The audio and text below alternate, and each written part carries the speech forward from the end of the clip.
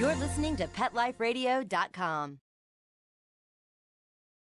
You've had a long day at work, and you can't wait to just get home, take off your shoes, plop yourself down in your favorite chair, and relax. You walk up to your tranquil residential home and your neatly manicured lawn in your quiet suburban neighborhood, put the key in the lock, open the door, and... Yes, the pets have gone wild!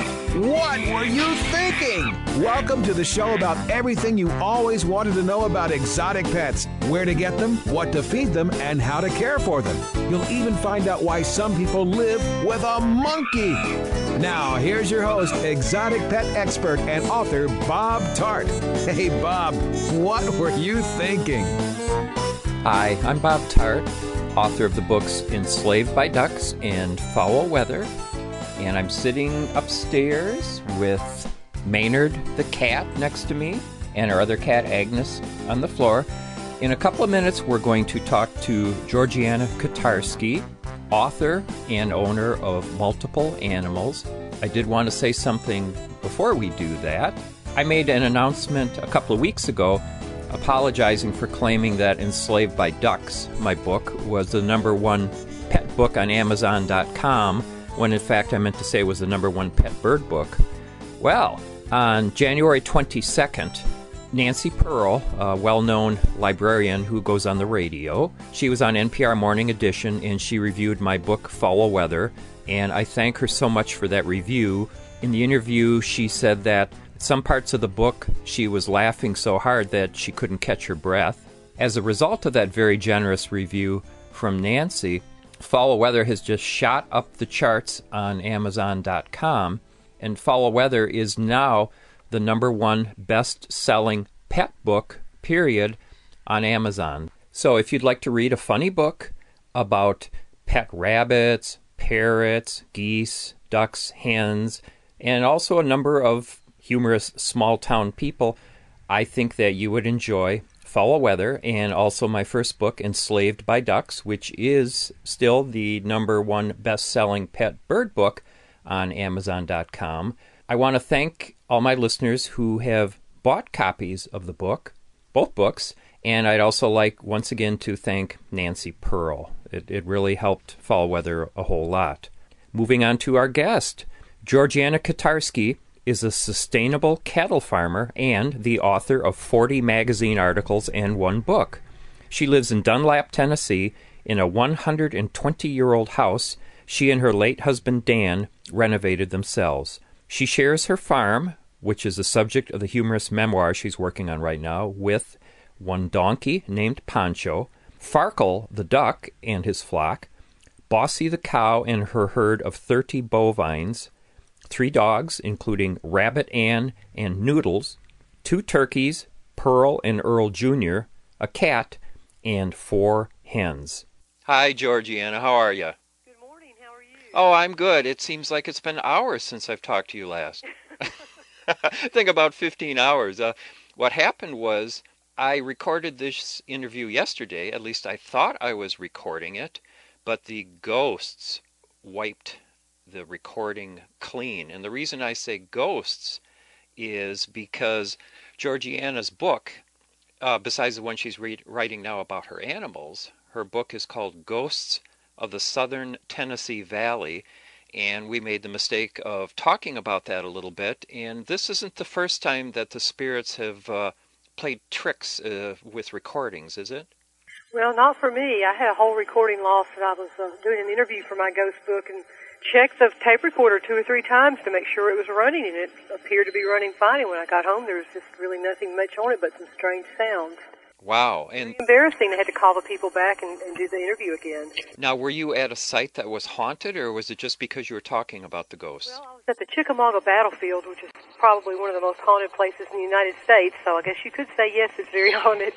Wow. I saw a video on YouTube that purportedly shows ghosts at Gettysburg. Have you seen that video? I haven't, but I've heard lots of stories about ghosts at Gettysburg. That's a pretty scary video.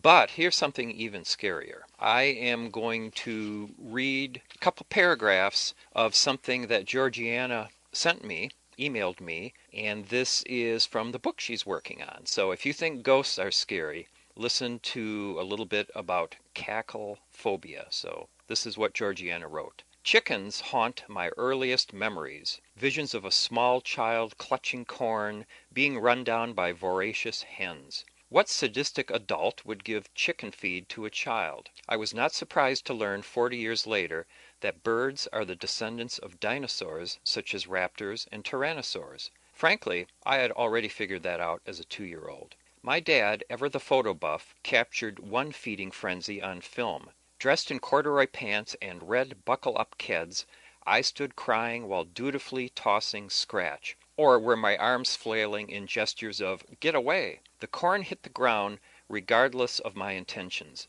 Dad, like so many parents observing their children developing the neurotic tendencies for which they, the parents, would later be blamed, thought it was cute. While most children dreamed of ghosts, witches, bears, and other monstrous creatures, I experienced the night terrors only chickens can bring. I awoke late at night, flapping the covers and screaming that chickens were all over the bed. I had cackle phobia. So that's just a wonderful passage from the book that Georgiana Kotarski is working on. What's the name of the book? Well, right now I'm calling it Canoeing with Cows. Canoeing with Cows, and we'll talk in a couple minutes about how that title came up. Have you gotten over your fear of hens? Well, I did, and like so many little girls, the thing that got me over it was trying to impress a little boy. Little boy next door had some chickens, and I certainly couldn't let him see me being afraid of him, so that sort of got me over it real quick. Yeah, I would think so, although I should point out that most small children are far braver than I am, but I guess you probably had a neighborhood reputation to uphold. Well, I did. I was quite a tomboy, and I certainly couldn't have any of the boys. Most of my neighbors were boys. I couldn't have them saying I was a sissy, so had to get right with chickens. And you have chickens now? I do still have some chickens. Okay, all right. And you get along with them okay? I do. I get along with them quite well. How about roosters? Any rooster problems? Well, I've had rooster problems on and off. I don't have one right now. My little rooster that I do have is a nice little rooster, never gives me any trouble, but I've been attacked by roosters several times. Who's ever had roosters more than 2 or 3 has probably at least been attacked once. We had one rooster once, and the person who gave us Teddy, he was a barred rock, swore that he was just the most gentle being on the planet, and every time I'd go out to the barn to feed the hens, Teddy would attack me. It got so I would have to bonk him on the head with this little plastic pitcher, and it never did him any harm, but I just told him to stay away, but it never discouraged him, so finally... Well, they'll just think that indeed you are a rooster if you try to defend yourself. Well, I don't know what else to do. I know. What we did do, we found a very tolerant soul down the street from us who took Teddy. And so Teddy is living out his life, I don't know if in peace or not, but he's living out his life. But tell me about your book, Canoeing with Cows. You're working on it right now, is that right? Working on it. I've probably written about 75% of the words and done 50% of the work, because as a writer you know that the editing is a huge part of the work as well. But it mainly covers the 10 years that my late husband and I lived here on this farm where I am now, raising cattle and so on. But it does start, like you pointed out with the little excerpt you read. As a child, I was interested in farming, not doing a very good job at it, but interested in it. Yeah. But the bulk of it is about raising the cattle here in the Quacky Valley in Tennessee. So you did not grow up thinking that you would end up on a farm, did you? Well, I always loved being outdoors, and I grew up in the outdoors and always wanted to be outdoors. I didn't think I would be a farmer so much as I just loved to hike and be outside, and I just wanted land so I could do that and enjoy nature. I never thought about raising cattle. I would have never thought in a million years I would raise cattle. And here you are. And here I am, and I just love cattle. Well, the excerpts that you sent me, those are absolutely wonderful. When do you expect that people might be able to buy the book? Well, I don't want to presume that my publisher who did the ghost book is going to buy it. I hope they will like it. If they do like it, it probably could be completely written by the end of this year, and perhaps summer of 2009 might be able to come out. But again, that would be up to them should they choose to. I can't imagine them not being on their hands and knees grateful for you to turn in something so marvelous. Judging from... I feel the same way. Yeah. Let's mention the publisher of Ghosts of the Southern Tennessee Valley. Well, it's John F. Blair. Okay, do they have a website? They do. I believe that's I can't remember the name of the website, but if someone typed in John F. Blair, they would find the website. Okay, you have a website, don't you? I do. Okay, what is your website? Well, it's GeorgianaKotarski.com, which is quite a mouthful. Okay, and that's Kotarski. Okay, and it's Georgiana with one N. Okay, we will put a link up on the Pet Life Radio website so that people will be able to find that. Oh, thank you. Yeah. And also, as I mentioned when I talked to you yesterday, that on my website, bobtart.com, if you click on Foul Weather, which is the name of one of my books, and then click on the link that says Blurbs, you will see a picture of the cover of Ghosts of the Southern Tennessee Valley, and there's a link to Amazon so that you can buy 10, 20, 30 copies. Okay? All right. Let's talk about some of your critters. And let's start with Farkle the house duck, formerly a house duck. So what's the story with Farkle? How did you end up with this duck, and why on earth did you raise a duck in the house? Farkle is really a miracle duck because he just shouldn't have ever hatched. The circumstances seemed to be conspiring against him, and yet he still managed to hatch and live. An old mallard mother duck was sitting on a large clutch of eggs, and she tried for 6 weeks to hatch those eggs. And as you know, it takes 4 weeks to hatch duck eggs, so she continued to try even after the 4 weeks were up. We sort of had given up on those eggs because obviously they're not going to hatch at 6 weeks. One day we discovered she was missing, and we knew that a predator had gotten her because there she was. I'm sure the predator was very tempted, had watched her for days and days. Oh, dear. And we thought, well, we were very sad about it. And we figured the eggs were useless. I mean, it was a pointless thing that she had just tried so hard. And so we kind of ignored the eggs. And the next morning when we let the ducks out, I could not feed the ducks. I had to hurry off to work for some reason. And I told my husband, I said, now go out there and check the ducks and give them some food. So he went out a bit later in the day than normal. And as he walked by the duck house, he heard a little peeping sound. And it sort of caught his attention. Like you, he's a big bird watcher, so he didn't know if it was a little bird or what. Hey, maybe some new species in the barn.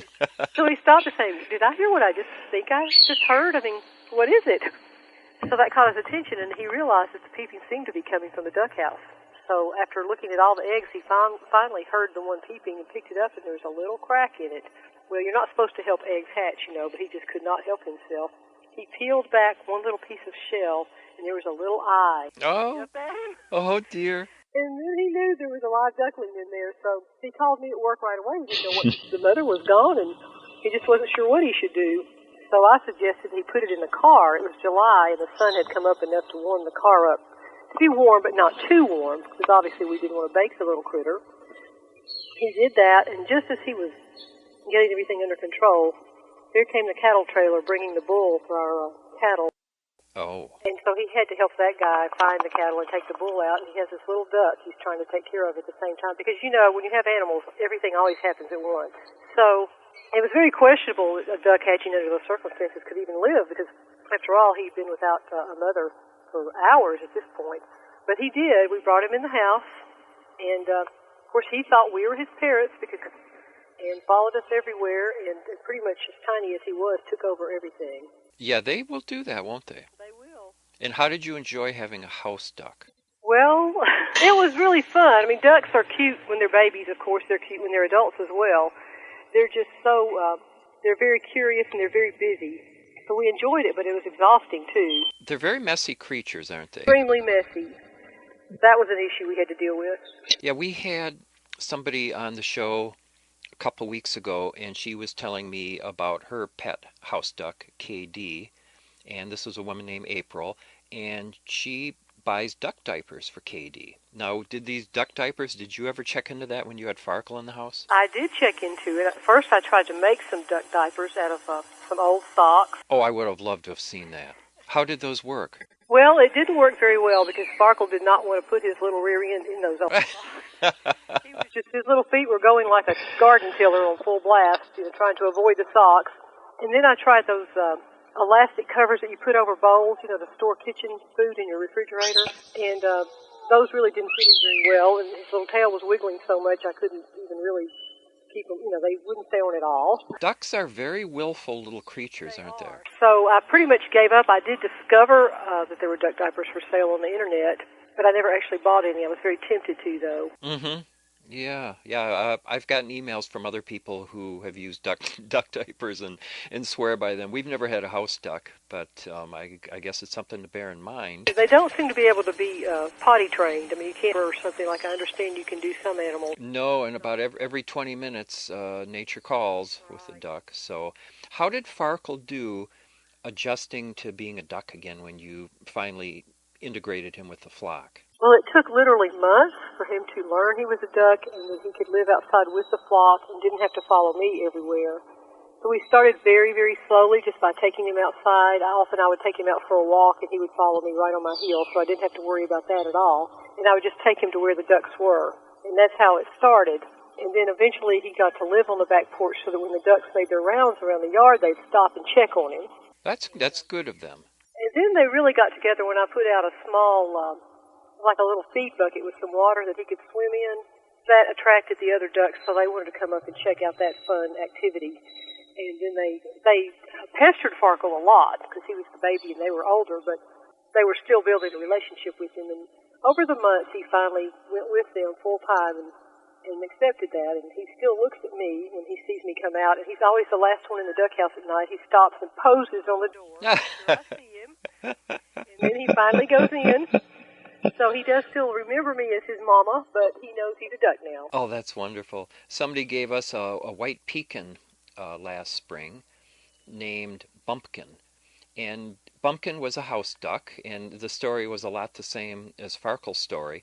And it took Bumpkin, Amy Peterson gave us Bumpkin and her husband Mark, and it took Bumpkin quite a while to get used to living out in the barn, and then it also took her, quite a while to realize that she was a duck and, bond with the other flock members. So it takes them a while. It really does. And I think some people might have been tempted to just simply say, well, it's warm outside, I'm going to put him out there. But that would have caused incredible emotional trauma, I'm sure. Yep, absolutely. Well, we're going to talk more to Georgiana Kotarski we're going to talk about her pet cow and also about her pet donkey. But we're going to take a break right now just in case there are any corporations whimsical enough to sponsor this show. So we will be right back.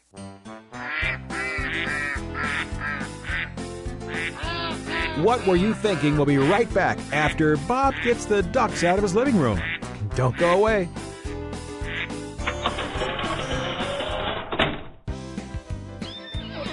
Stop what you're doing and start horsing around.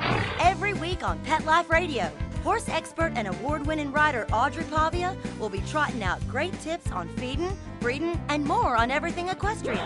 So set a spell and say hey to Audrey and get ready for a darn tootin' galloping good time. Every week on Horsing Around, on demand, only on PetLifeRadio.com.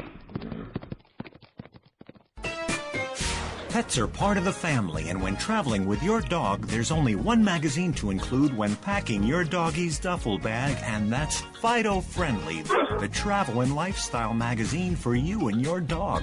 Each bi-monthly issue includes hotel, city, and state reviews and doggy destinations to explore with your furry companion. Fido Friendly magazine can be found at Borders, Barnes & Noble, PetSmart, Pet Boutiques, and Fido Friendly hotels nationwide. Or you can go online to subscribe at www.fidofriendly.com. So get traveling with your pet today and leave no dog behind. And remember, Fido Friendly's the only magazine dedicated to the travel lifestyle of man's best friend, and the one magazine your dog will thank you for.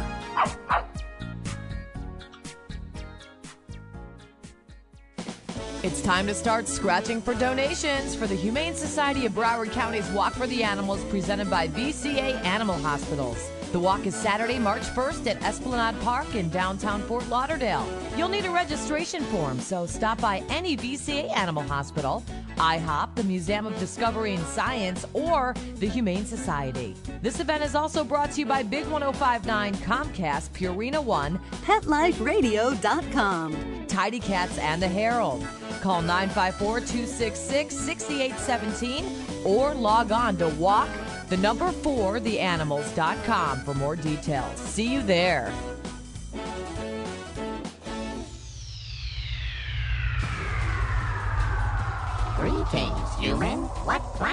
am I on? Welcome to Pet Planet. Here's a copy of Pet Planet Magazine, Florida's most informative and fun pet resource magazine. It features heartwarming stories and informative articles from local and national pet experts. Excellent. Pet Planet Magazine offers Operation Planet Rescue, helping rescued pets find new homes. And it's available at 500 locations in South and Central Florida and 24/7 on the internet at petplanetmagazine.com. If you're out and about with your pet, you may be featured in paparazzi, candid pictures of you and your pet. For up-to-date pet-friendly events, activities, and pet-related services and products, Pet Planet Magazine is your final destination. I shall take this magazine home with me. Back to your home planet? No, to my condo in Boca. Pet Planet Magazine. Check them out at www.petplanetmagazine.com or 352-394-8578. It's out of this world.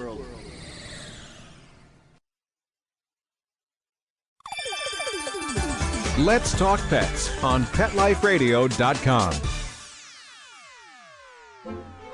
Okay, ducks are in the pond, rabbits in his hutch, and monkeys... Oh, in my car! Oh, okay, well, I go check my insurance policy. We'll turn you back over to Bob. Hi, you're listening to What Were You Thinking? I'm Bob Tart, and I'm talking to Georgiana Kotarski, author of Ghosts of the Southern Tennessee Valley, and her forthcoming book, which is called Canoeing with Cows. And you have to share the story of how you came upon that title, because I don't think you could get a cow in a canoe. Maybe a calf? I wouldn't recommend it. My pet cow, Bossy, would probably like to get in the canoe if she could. How much does Bossy weigh? Well, she's not a very large cow, but still 800 pounds at least. So how did the title come about?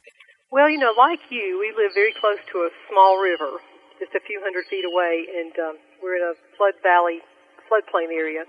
And so we get floods sometimes in the wintertime. And one winter we were having quite a bad flood, and I was worried that the cows maybe didn't have enough high ground. So I decided to go ahead and canoe out and check on them just to be sure that the fences weren't keeping them from getting to where they needed to go and so on. So I canoed out, I looked at them, made sure everyone was fine. They all seemed fine to me. So I got back in my canoe and started paddling back, and all of a sudden I heard a lot of splashing behind me, and I looked behind me, and here they all came. Oh my gosh. And I thought, well, they'll just go in the water a little bit, and then they'll go back. No, as the water got deeper and deeper, the water was so deep that it actually covered up some of the fences that I had to go through to get to them.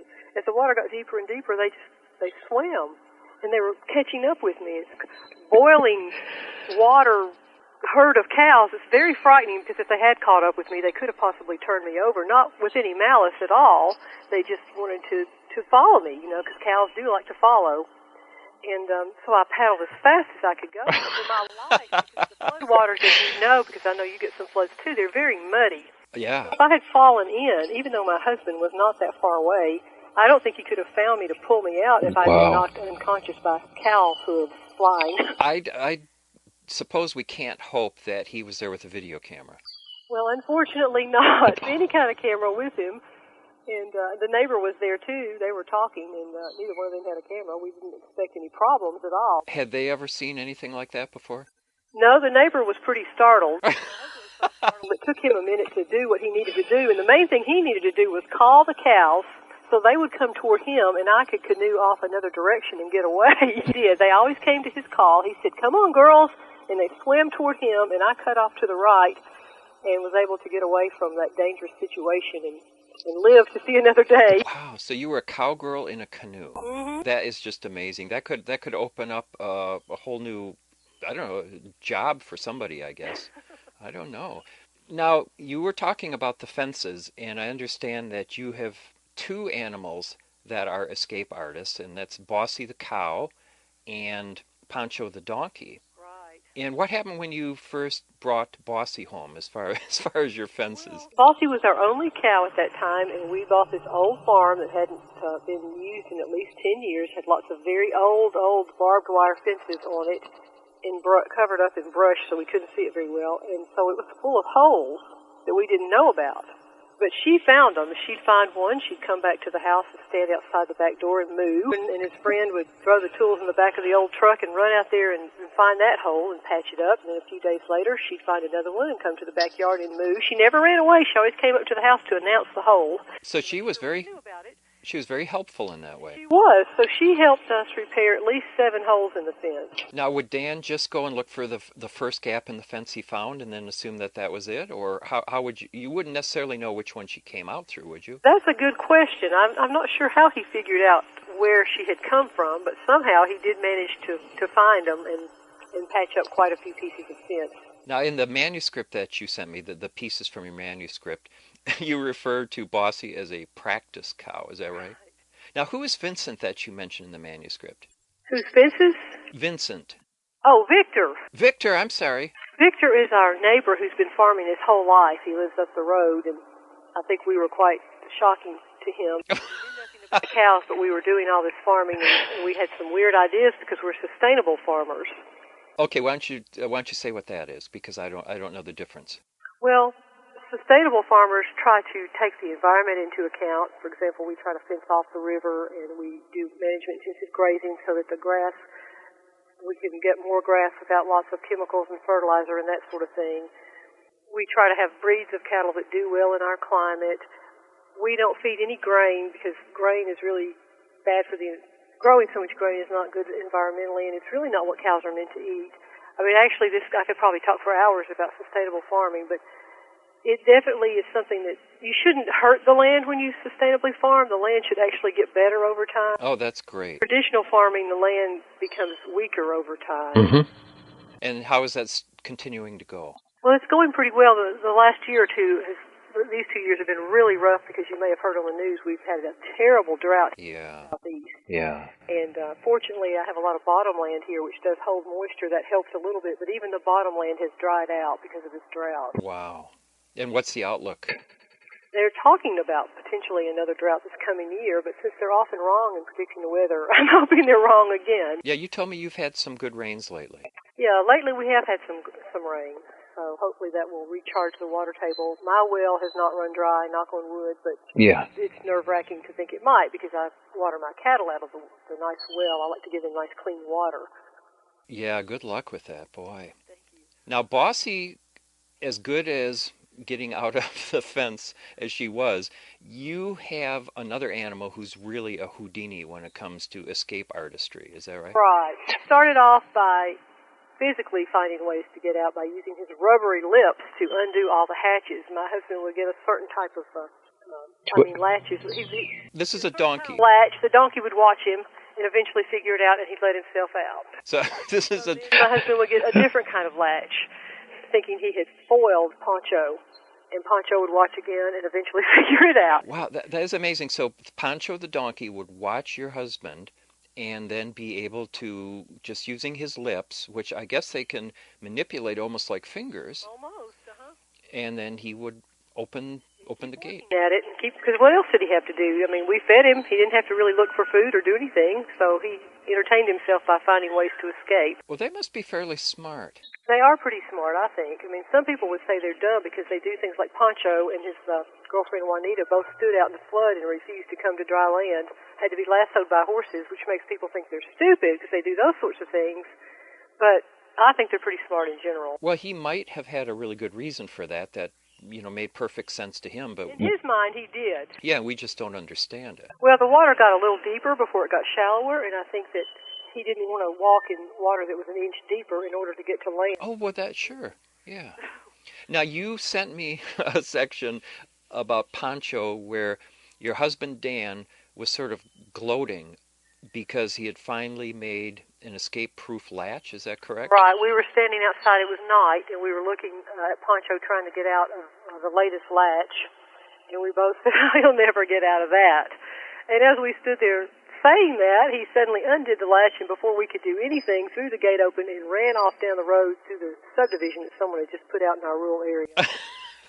He couldn't go down the driveway or through the pastures around us. He had to go through the subdivision. Yeah. The manicured lawns and so on. I like your description of the subdivision in the manuscript you sent me. You call it the small subdivision that some hit-and-run developer had dropped on our rural landscape in the middle of the night. That's what it felt like. It seemed so out of place. And, where did Poncho end up? He went on down the road. We thought he was going to the neighbors who had horses because all equines like to be together, But instead, he couldn't be predictable, He he turned the other direction and went to the neighbors who had goats and somehow got in their pasture. I don't know if he jumped into the pasture or how he got in the pasture, but he did. Was this a fenced-off area? It was, and so we went into the pasture, basically trespassing into someone's land. Did you know these people? Not really. I mean, we knew their name, but we didn't really know them, and they didn't really know us. Did they know of you as the... They might have known of us. I mean, did... Scared. Come out in the pasture, they just stood on the porch in a little huddle and watched because they did not know what we were doing, running around in circles in their pasture. Oh, boy. I wonder if they had a little talk later and said, oh, yeah, those are the people Victor told us about. Well, actually, this was our neighborhood before we moved down here. It was our smaller farm before we moved down here to the larger farm. So now, I'm sure they'd love to compare notes if they knew each other. Now, you told me that Pancho loved to run away just for the fun of it and for the fun of teasing your husband. Right. He seemed to want my husband to chase him. It was like a game. And a lot of times I had to catch Pancho because he would actually let me approach him with a lead rope and catch him, but he wouldn't let my husband because that was part of the fun. It wasn't fun for Dan, was it? No. One time he got really disgusted and said, well, heck, you can just stay run away. I don't care if you come home or not. And he started walking home, and then Pancho started following him home. Good grief. So on this he realized the game was up.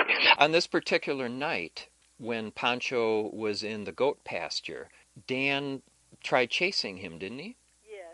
But you ended up catching Pancho. I ended up catching him. Dan was just totally out of breath, and I said, okay, just let me try. And I tried to act as bored as I could. Just very slowly acting, just bored, walk up to him, and that's how I caught him. If I'd acted too intent on it, I think he would have even run away from me. You said he was already wearing his halters, so you just clipped the lead? Yes. Yeah. And then once you put the lead on him, you didn't have to drag him home, I take it. Well, he doesn't lead very well. He doesn't really understand leading, but yeah, he didn't really resist. He knew that it was over, so yeah. It wasn't too hard at that point to get him on home. Now, this Pancho was it a Christmas present for Dan? He was. Could you tell that story? Well, he had always talked about how when he was a little boy, he'd heard about a little boy and his donkey, and I can't remember if the little boy was named Pancho or the donkey was named Pancho, but that had really caught his attention as a child, so I decided we had a couple of small goats, and you're not supposed to just put goats out in the pasture because we had lost a goat before that to a dog, a domestic dog coming through and getting in our fence and killing the goat. Oh. So we felt like we needed a guard, so really the purpose of Pancho to begin with was to guard these two little goats. So I found him, but I had no way to get him home, so I had the neighbor help me with the trailer. I wanted it to be a surprise, so it was very difficult to plan all this and not have my husband find out. Yeah, a donkey as a surprise Christmas present is kind of a tough secret to keep. Even a baby is still pretty large, so on Christmas Eve, he got Pancho and took him to his house.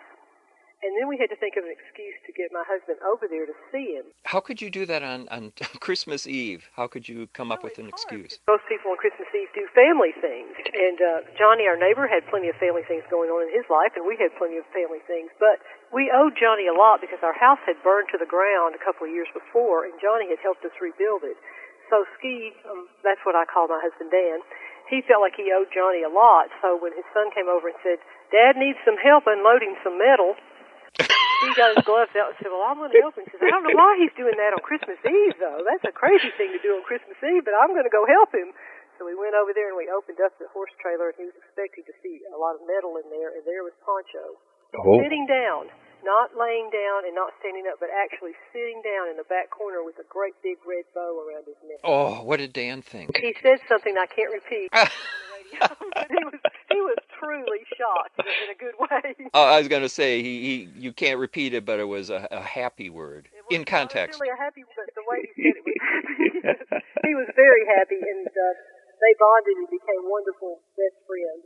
Wow. And how long did you have Pancho before he started doing his escapes? Oh, my. Probably not very long. Probably just a few months. I think even when he was still quite young, he started getting into mischief. Yeah. Well, these are just terrific stories, and I want to remind people that I'm talking to Georgiana Kotarski, and these animals are in her forthcoming book, Canoeing with Cows, and look for it in, you figure, probably 2009? Well, I'm thinking so. That's what I'm hoping. Oh, this will get published. This is just absolutely wonderful. And please pick up Georgiana's Ghosts of the Southern Tennessee Valley. These are just, not only are these really spooky, true stories of ghosts, but the book is so beautifully written that my wife Linda called Georgiana back yesterday and was telling her that, this is a book she wants to read over again. So, Georgiana, you're just a wonderful writer, and I know you're going to do great.